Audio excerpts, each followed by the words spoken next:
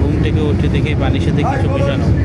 আমি এই যে দেখা যাচ্ছে পাউডার, আমি ঘুম থেকে ওঠার পর 2-3 ঢোক পানি খেলে আমার স্বাদ অন্যরকম মনে হয়। আমি ঠিক করে দেখি যে এরকম এই যে গোলা হয়ে আছে, পুরো স্পষ্ট বোঝা যাচ্ছে।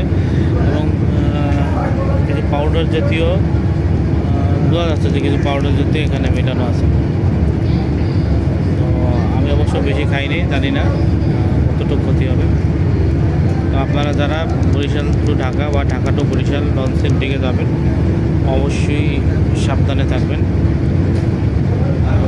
বিশেষ করে এই পানির ব্যাপারে সাবধানে থাকতে হবে। এই তো আরেকটা বিষয়ে শুধু আমি একা না, আরও আমার থেকে 2-3 বিছানা দূরে আরও 2-3 জনের সেম, এবং তারা যারা সিঙ্গেল যাত্রী শুধু তাকেই দিচ্ছে।